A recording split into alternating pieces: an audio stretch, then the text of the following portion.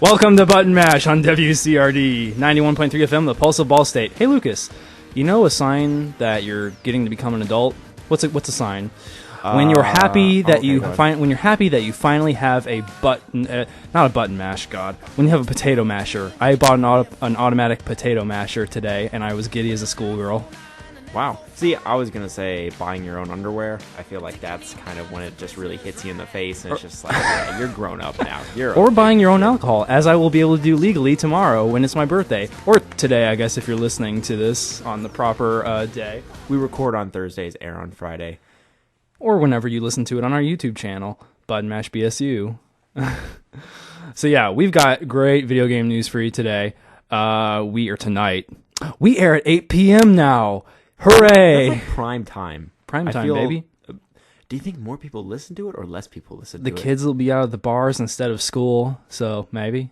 I mean, I know that, like... What if when you're at the bar, for some reason, unbeknown to man, they decide to stop playing music and they turn on the radio, and turn on talk radio, and they turn on our talk radio?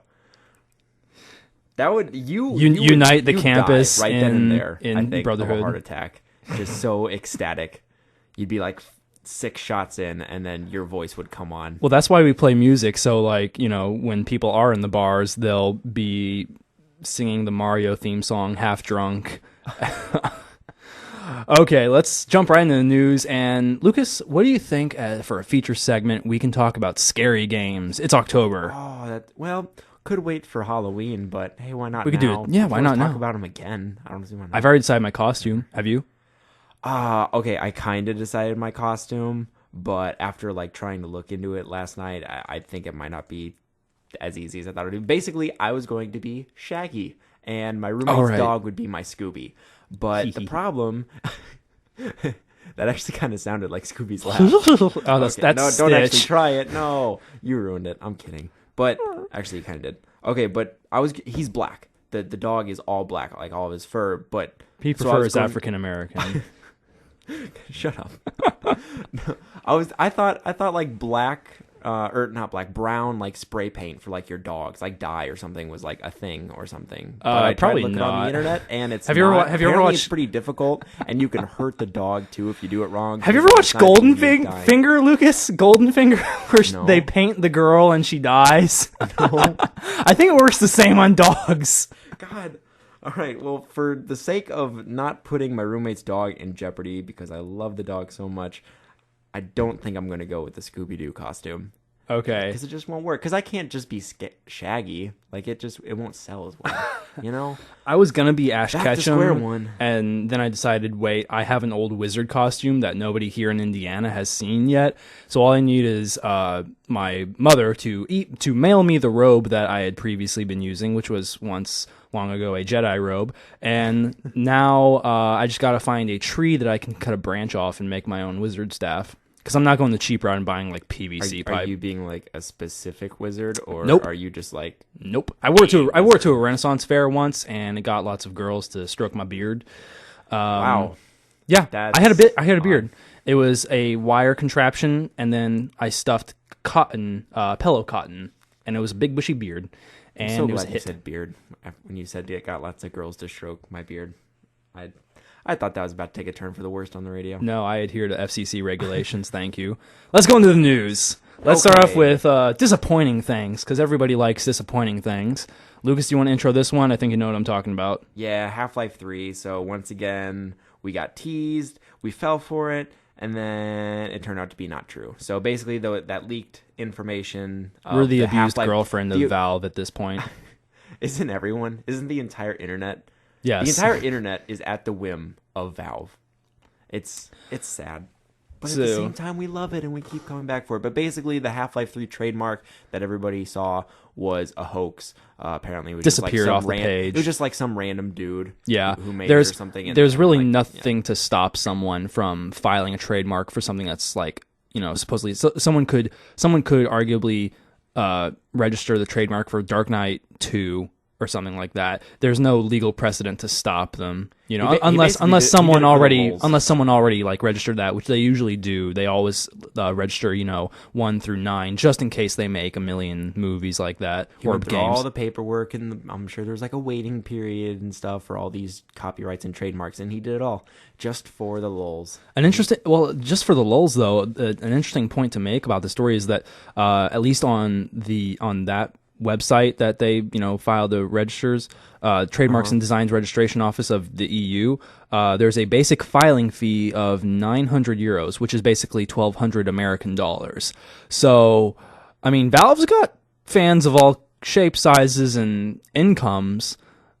I mean, if someone's gonna go for a joke like that, man, they busted out the cash for it.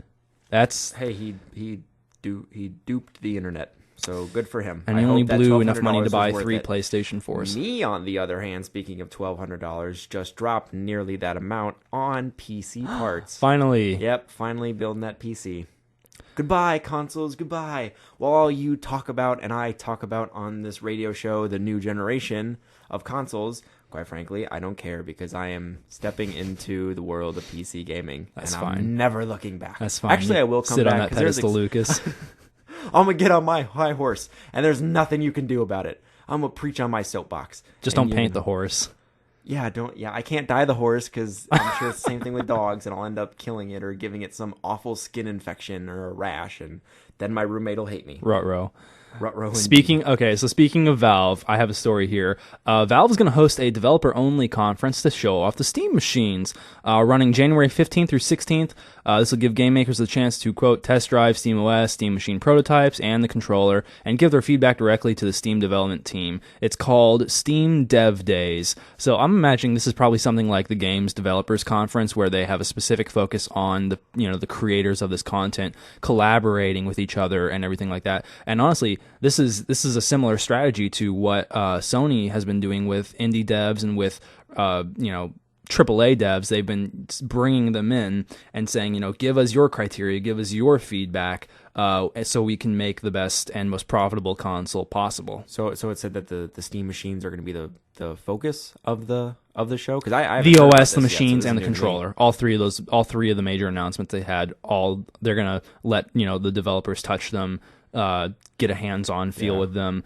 Attendees will, quote, have the chance to participate in roundtable discussions and attend lectures, so more like GDC with lectures and panels, I would imagine, about a wide variety of Steam-friendly topics like Linux, which is I think, is that the basis for the OS, or no? Steam, Yeah, it's going to be Linux-based. The Steam machines will all be Linux-based. They haven't announced who's speaking at the conference yet, but that's expected to be announced pretty shortly here.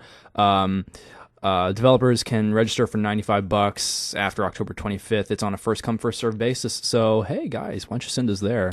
We can pose cool. as developers. I'm really interested to see what they do with these machines. I mean, because they said there's going to be multiple versions of them, and there'll be multiple like manufacturers making them. So they could all be, I'd imagine, maybe wildly different. But I know, of course, the obvious would be that there'd be different pricing ranges. So there'd probably be a more like accessible one in the lower, maybe something compatible with the PlayStation 4 and the Xbox One. So something like $400 or $500, which is what those consoles are set at. And then I could see a more high end one, like $1,000 machine. I think my theory, what they'll go with is they'll go with a higher price model for people who know that they're going to manipulate the console later on, install better graphics cards or whatever. It's a PC essentially, or a lower priced SKU for people who just don't do that. Like me, I don't own a PC. I own this laptop right here in front of me, but I don't mod it.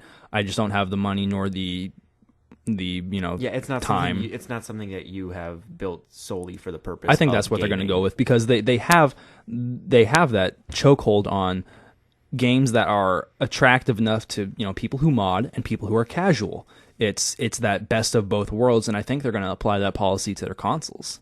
Yeah, and definitely a killer app would be a huge selling point. Launch titles are always significant. I mean, you go back and look at a couple generations back, like the Xbox, when it launched, Halo totally wiped the floor. It saved the day. The Xbox could possibly be non-existent if it wasn't for that.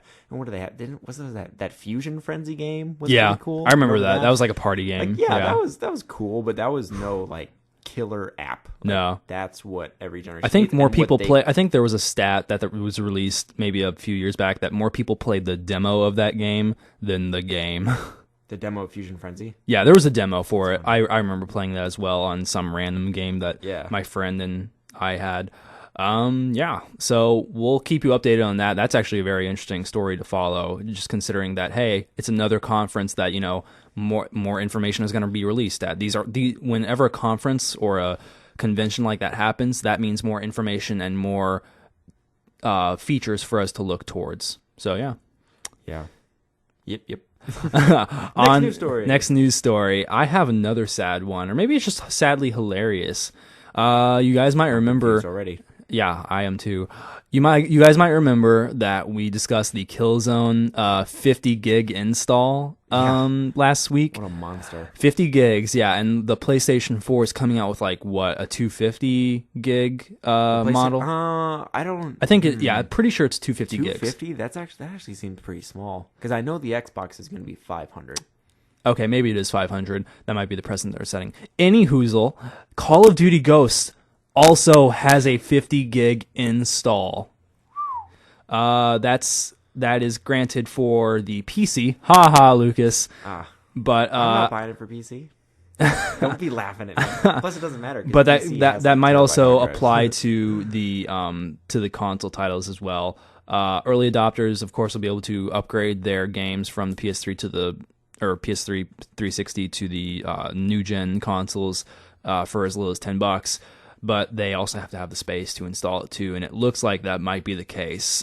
We might be getting another 50 gig game coming down the way. It certainly seems like a plus always, or at least for this last generation and this generation of holding off from getting the console day one, is the fact that later versions will come with larger hard drives. So we talked about last time, PlayStation 3 and Xbox 360 had like 10 gigabyte I bought the hard 20 drives. gig 10, PS3. Yeah, that sucker went fast. That's a game or two and like a couple songs. That's it. Yeah, Assassin's Creed Black Flag will also have a 30 gig install, which, God, I'm trying to think of like just the diagnostics, the rationale behind why does an open world game like Assassin's Creed have less of an install than Call of Duty? Is it the fact that, you know, developers are still learning the new consoles? Maybe it has something to do with the fact that they're putting it on both old gen and next gen. You think? Honestly, I could not tell you because in my mind it literally makes no sense. I've played single player. So like Dead Space 3 was just this your kind of like average like 10-hour long linear campaign, and that was it. And it was on two separate discs, and each of them were like 8 or 9 gigs big. On which console? The 360? On the 360. Okay. Yeah, 360. But then also for the 360, I had Skyrim, and that was like a 4 gigabyte install. And Skyrim was so much more enormous in terms of scope. So I mean, there's that. There's also fidelity. So I mean, Dead Space looked much prettier. It was much more visually pleasing than Skyrim was. So I don't know. I couldn't answer that for you. We got all these questions. We got no answers. Let's go on to the next news story real quick here. Speaking of PC and big games, there's been a rumor, report, whatever you want to call it, that GTA 5, drumroll please, might be coming to PC in Q1 2014. Wait, was I supposed to actually drum roll, or did we have like let's back up for 5 seconds. There's been a report and a rumor that really cool. GTA 5 might be, drumroll please, drumroll, coming to PC in Q1 2014, possibly, maybe, who knows, we don't. Multiple industry sources have indicated a PC version of Grand Theft Auto 5 is due early next year. Let's see. Once again, this is not an official. Not official. This is not word from Rockstar or Take-Two or anyone. This is just industry insiders with heavy parenthesis marks. It's on track with the same time it took GTA 4 to come out for PC. So I believe that's one of the factors that they're considering. Rockstar is still refusing to give any official comment, but as if it is true and it comes to fruition on the marketplace, they'll obviously have a marketing campaign to make sure people know, hey, it's coming. Yeah, Rockstar's always been weird with releasing their games on PC. I know Red Dead Redemption, Still not. I was gonna say, I'm pretty sure it's still not out on PC, which is strange. And I mean, that came out in 2010, so basically, I would imagine all hope for that coming to PC is bye-bye. They've already released what since then? Max Payne 3, Grand Theft Auto 5, anything else? I think they had like Red Dead Undead Nightmare and then like Red Dead Game of the Year edition. So like they've been focusing on the game, just not putting it to PC. Yeah, just not platforming it. Strange.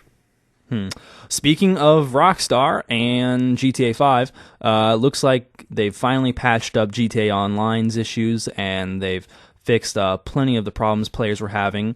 Did you get a chance to play GTA 5 Online yet? I have. I've gotten to play Tell us a little about several hours of it. Probably played about 5 to 7 hours. It's definitely, the way it's set up is much different than your average multiplayer shooter. So your average multiplayer shooter, you're at the main menu and it's basically like, do you want to play campaign or do you want to play multiplayer? You click multiplayer and it puts you in a lobby or like gives you a selection of like game types to pick.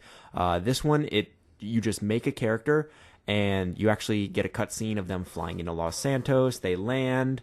What is his Whereupon name? they are It's immediately shot by everyone else. Actually, kinda, yeah, you Yes. are, and it's actually it sucks. But thankfully, because how it's set up is you automatically get put into a lobby with 15 other people. Only 15 in the Only entire 15. Los Santos area? And yes, unfortunately, they're still strapped to current gen limitations. Los Santos isn't that far ahead of its time. But yeah, so you get put into this lobby with 15 other people, and you get all of Los Santos to share with them. And it's those 15 people that you share jobs with and what. And so jobs are what the name is for missions, such as heists and stealing from banks, Probably or chases getting and an everything RV like that, yeah. full of meth and getting Everything you money, did in know. GTA 5, yeah. Basically, yeah. And it's fun. Granted, I haven't gotten too far into it, so I haven't gotten into the big stuff yet. Did you experience any of the online issues, like not being able to connect or... I did. I mean, the first day when it came out, I tried playing it, and I couldn't even create a character. Wow. Creating a character is the very first menu, like the thing you do. Couldn't even do that. Tried a day or two later, couldn't do the opening mission. It kept bugging during that, and then I waited another day or two, and it was working fine. And it's been working fine since. I haven't played it in about 2 days, but I played it for like 3 or 4 days straight, and it was working fine. Awesome. Well, with the patch that they brought to the consoles, it's fixing multiple issues like character deletion, like you said, infinite loading, infinite sky cams. The replay option was locked out of certain jobs. The loss of guns and ammo, GTA races ending early, and plenty more have been fixed, apparently. They released a quote as well saying, "We apologize for the problems some players have been experiencing with lost characters or game progress due to this issue. Please stay tuned for updates as we continue to investigate this." And yeah, it looks like they're on track to at least, not have too rocky of a start. I think people, they made over $1 billion. We're kind of willing to forgive them at this point. They smashed 7 world records, actually Guinness World Records, not just world records, Guinness World Records. Because I should buy Guinness for my birthday. Why do you buy alcohol? You're 21. You shouldn't be buying anything other than alcohol. No, I'm kidding. I bought other stuff. So what records did it break? It broke best-selling adventure action video game in 24 hours, best-selling video game in 24 hours, fastest entertainment property to gross $1 billion, fastest video game to gross $1 billion, highest grossing video game in 24 hours, highest revenue generated by an entertainment product in 24 hours, and most viewed trailer for an action-adventure video game. And most 12-year-olds caught with their pants down, just dying in the streets because their parents won't buy their game. There are actually videos on YouTube of children freaking out over getting... I actually specifically remember just one because it was a couple days before the game was supposed to come out. It was in the UK, and some retailer was selling it about 3 days beforehand, and the parents bought it and videotaped their 8-year-old because for some reason they thought it was a good idea to buy Grand Theft Auto 5 for an 8-year-old, and they bought it for him. Sigh of... Did you hear that, people? But they bought it for him, and the kid just he went bonkers. That's It's great. basically the equivalent of us with Pokemon when we were a kid. Yeah, except, you know, If your parents just came home one day They for fainted, they no didn't specific die. occasion, not because it's your birthday, not because it's Christmas, nothing, they just bought you Pokemon. Whoa, world's turned upside down. yeah, maybe we can make that a features talk, like the surprise console, like when our parents or grandparents bought us something that you're like, oh my god, I got an N64. I'm so We'll have happy. nostalgia. All right. There's no day of the week or month that starts with an N. November. What am I talking about? We'll have nostalgia November. Oh my gosh, it's the next month. Okay, we need to go on a commercial break. Yes, let's go on a break. We're going to play some music for you, and we'll be right back with a little bit more news. And it just got really dark in the studio. They're turning off the lights. We're going to come back with Halloween and scary games.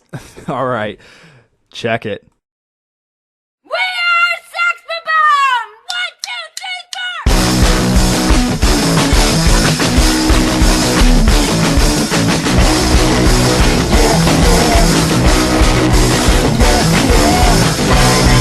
Let me make you stasis. Mama, circle to it. I got a breathalyzer, and my body's free.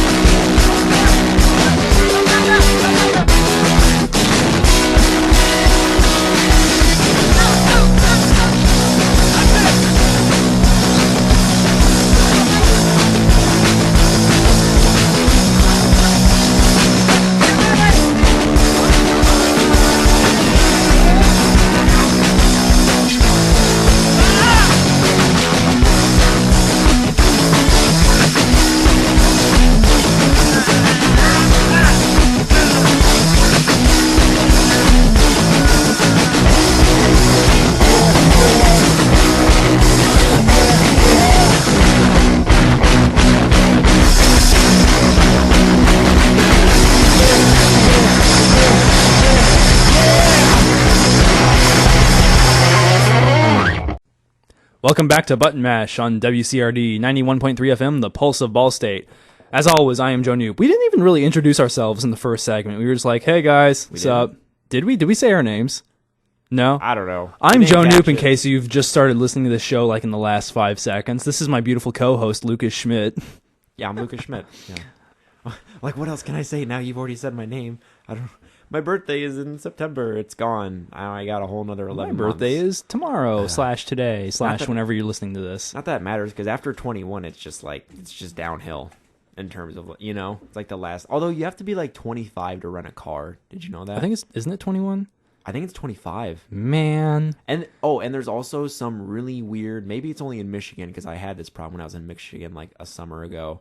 Or 2 summers ago, I don't remember when, but trying to get jet skis with my friends, and they're like, "Oh, well, you have to be like 28 or 31 or it was some really just Arbitrary random number. Yeah. It was so unexpected, and we're like, "Oh, okay, then I guess I Stupid do have birthdays to look forward to after 21." Anyway, speaking of age limits and laws against, ageist people, Foxconn, a very large factory sort of conglomerate, I believe is what we would call them, or as this article right here that I'm looking at is calling them, the massive factory city. So I guess we're just turning this into Coruscant.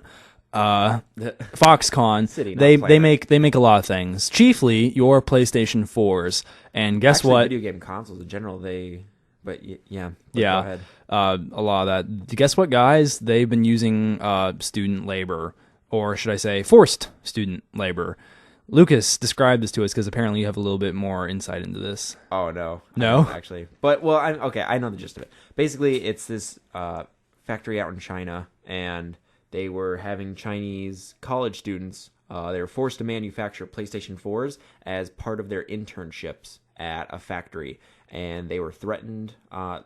Threatened in the sense of not like violence or anything, extortion, but threatened to have like their like 6 credit hours or something revoked. Yeah. If they didn't do it, and so And this is Asia, where let's not play coy. They take their education very seriously. and good for them. We should take our education more seriously.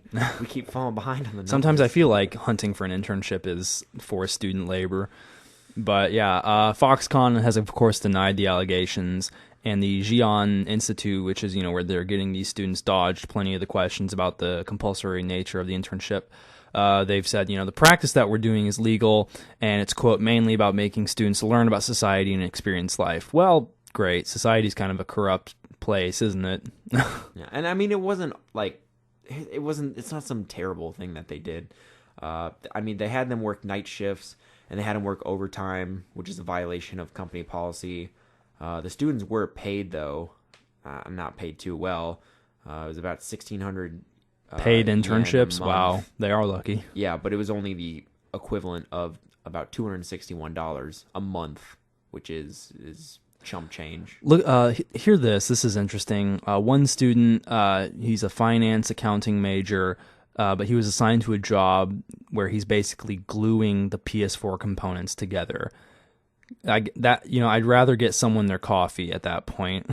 Yeah, This is awful. This is really awful, and I don't know how much of a supervisory role Sony has over the Foxconn factory, but to let something like that, to let some people get away with that is despicable and a terrible business practice. And you know what? If this ruined Sony, I honestly couldn't blame anyone for, feeling terribly about this. I don't see it ruining them. It's going to be bad PR. I see Valve maybe ruining them. I doubt it. A small part of me wants them to. Actually, a small part of me wants them to ruin Nintendo. Yeah, I said it. I know everyone. Well, we yeah, don't have to wait for that to happen.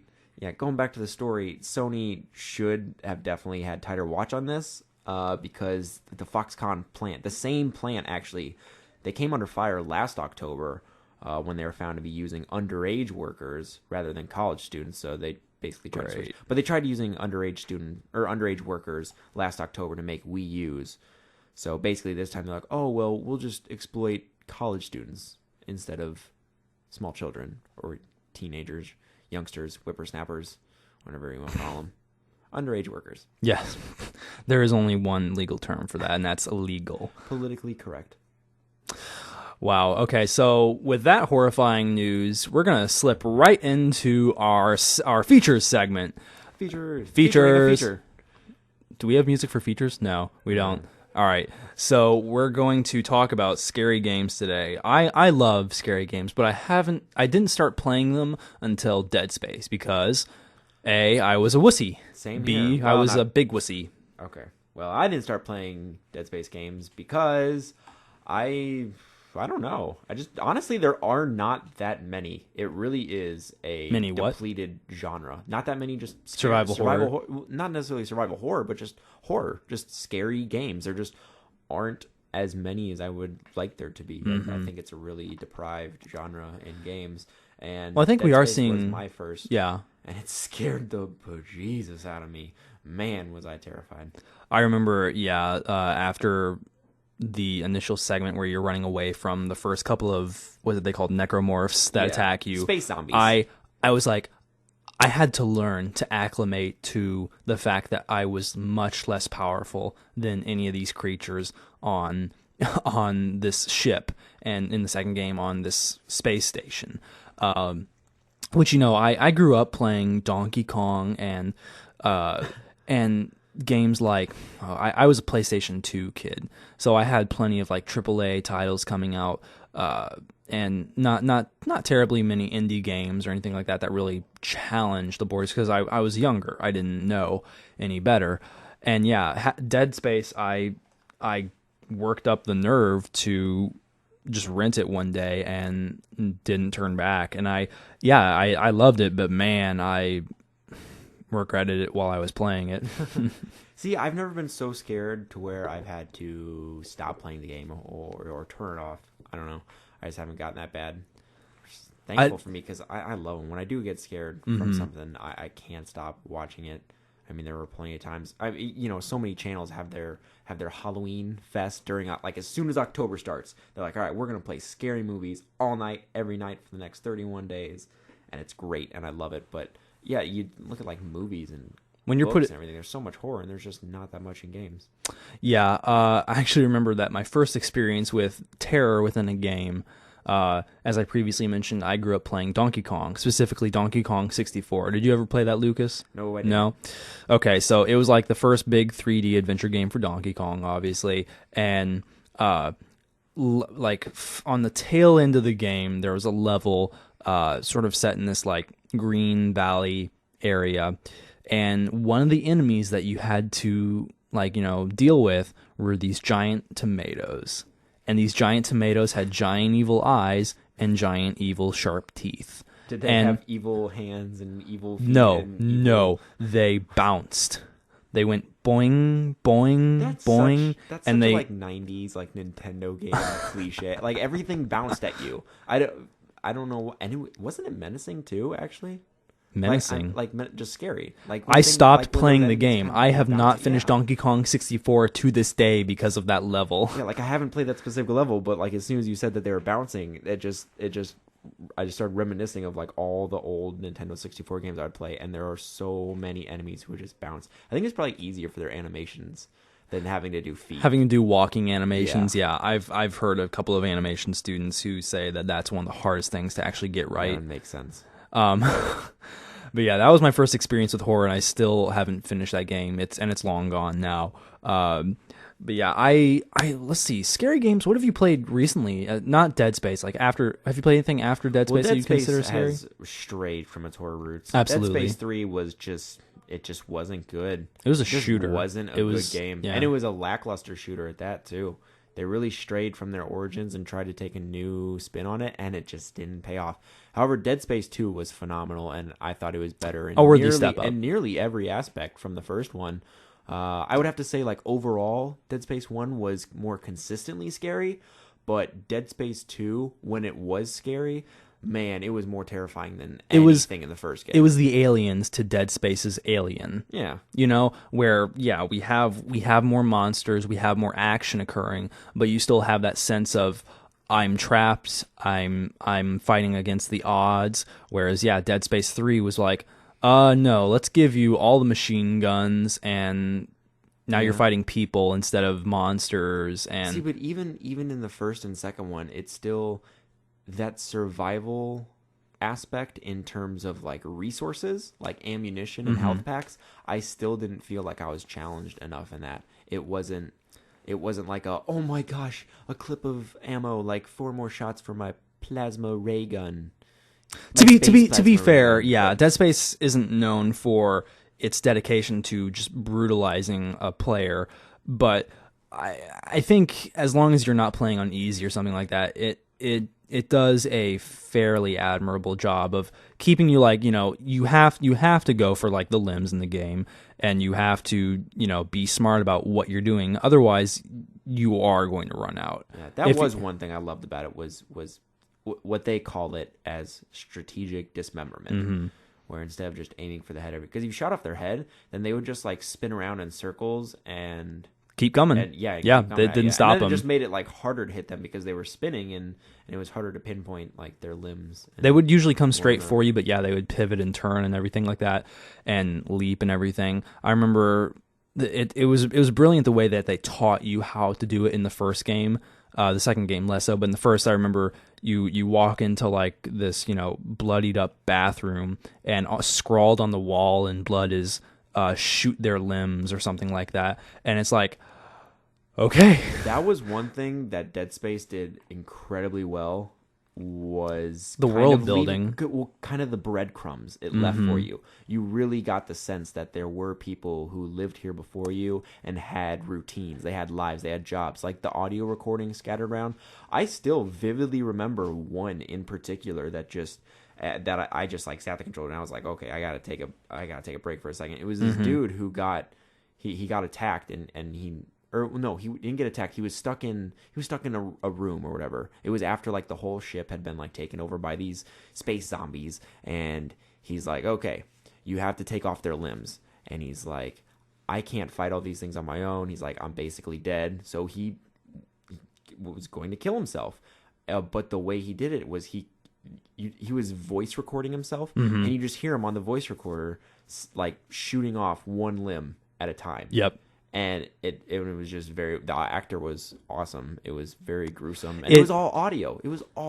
And I was the way, absolutely enticed by it for the whole like 30 seconds that the recording lasted. Like, I didn't pay attention to anything else in the world, nothing else in the game. I just sat in a corner and listened to that recording. And to add on to your point about the ship feeling lived in and real, the game did something that, you know, if any other game tried, it would have been a nightmare to play anyway. They did backtracking right. Whenever you had to go back to an area, or you had to, you know, go backwards through an area you had just cleared, it usually never felt like, you know, okay, let's go back to the medical ward. Let's go back to this one room I've already been in 4 times to get key card C. No, I remember going through like the medical ward, and there was with the portion of the game where the super strong necromorph, the one that could regenerate, kept following you, and it did lead you through the same place. But like, now that you're being chased by this undying creature, the Frankenstein of the Russian doctor, the mad scientist, the crazy mad scientist. Like, it gave you a whole new perspective on all the rooms you had just gone through, because like you took your time through the first time, but when you're being chased, you don't care. Run. I'm gonna ignore all these other necromorphs. For the love of God, run. I remember the most brilliant. It struck me how beautiful the lighting in that game was when in the final room, I believe, at least during the first chase, you were in a room that just had a bunch of hospital beds, and the sirens and the lights were going off, and it was red and white and flashing, and the monsters were coming everywhere, and it was hard to see, and it was hard to orientate yourself, and just brilliant. And you know, it's sad that Dead Space 3 kind of just tossed that out a window in the name of making more money. Yeah. And yeah.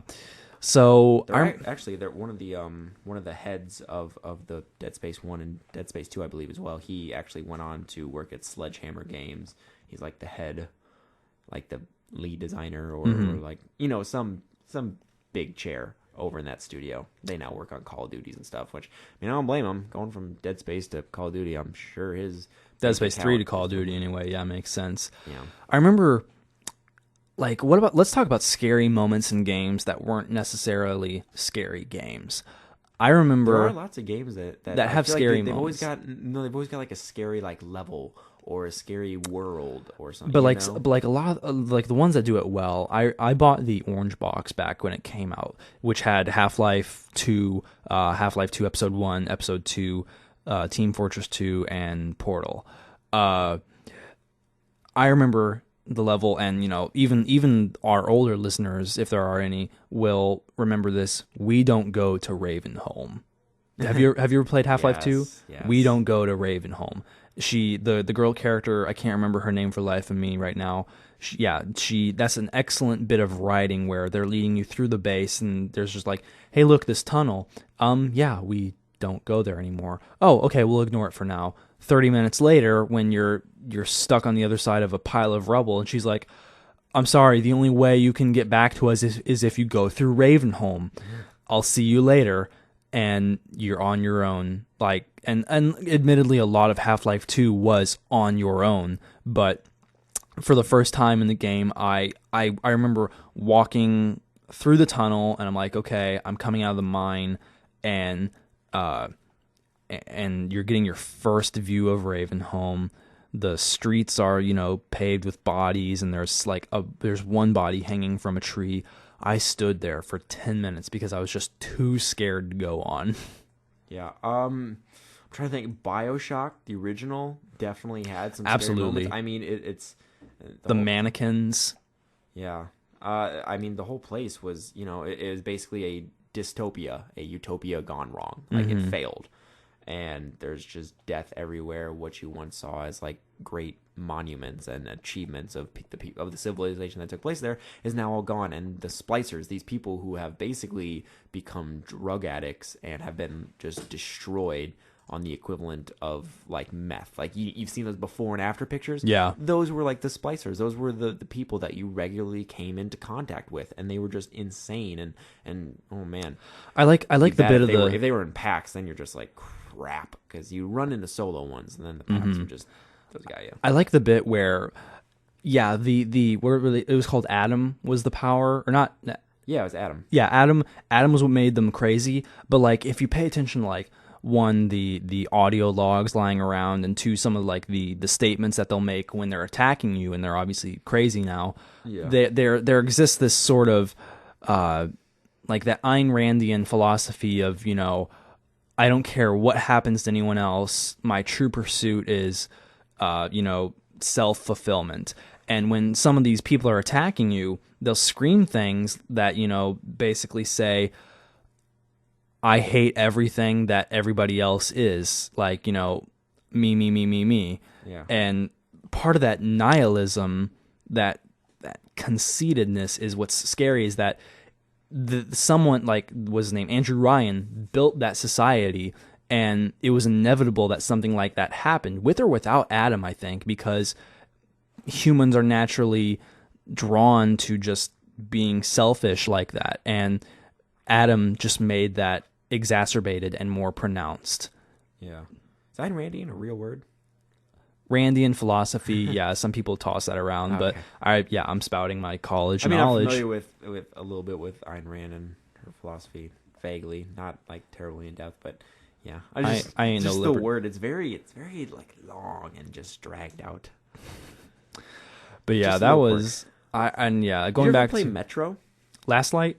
2033. I have not played. That's a new Last one, Light, right? Last Light, it was the new one. Metro 2033 was the original. Never did play those games. I've been meaning to get to 2033 was the new one. Yeah. 2033 was the original. Oh, I've been meaning to get to Last Light. I haven't had a chance yet, and it looked interesting. It just also looked like something that I've heard people say. You've got to know the story a little bit to appreciate more. Like, you can go in cold, but I would rather not. See, it's okay. It's based off a book, and I tried reading the book and didn't like it at all. I got maybe like a third of the way through. The whole game, as you might guess, takes place in a metro system. It's called Metro 2033 because in present day, like right now, basically the world goes into a nuclear winter. You know, basically everybody's screwed, and so they go into the metro station to live. But it was terrifying just to see, like, kind of like the after, because it wasn't just us versus like mutant monsters. It was also us versus one another. Yeah, and you got to see people like divide into different like political sects and different sections of the metro, and it was terrifying. And that's one of the scariest parts about these games, is they not only show us the monsters outside, they show the monsters inside. Oh, so, real words from the wisdom of Joseph. The wisdom. Okay, we're gonna take another quick break, and we'll be right back to say goodbye.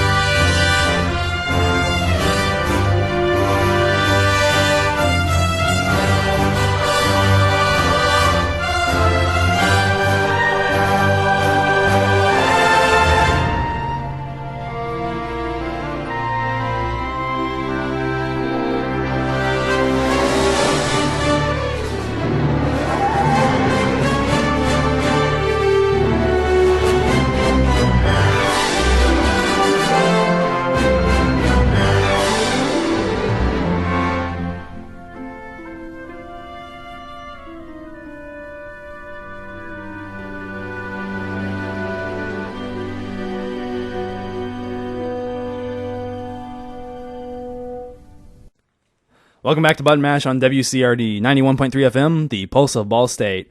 Thank you for tuning in tonight, guys. Yeah, thank you. It's very much appreciated. We appreciate Or whenever it. you're tuning in. Maybe it's not tonight. Maybe it's the morning. Maybe you're sitting there. The first thing you do when you wake up is eat a bowl of cereal with no pants on and listen to our show. And for that, we thank you. Yes. All right. Check us out on Twitter. Check us out on Facebook. Button Mash BSU for everything. Submit questions. We will answer them as long as they're FCC friendly. I swear on my underwear cereal eating butt. Yeah, that's a great thing to swear on. It's a lot more original than my mother's grave. And A lot more lighthearted, too. And speaking of graves, maybe we'll talk more about scary games next time on Button Mash because it's Halloween season and I'm dressing up like a wizard and Lucas is dressing up like a failed Shaggy. So this has been Button Mash and here's outro music because, yeah, outro music. Woo. Tune in next time.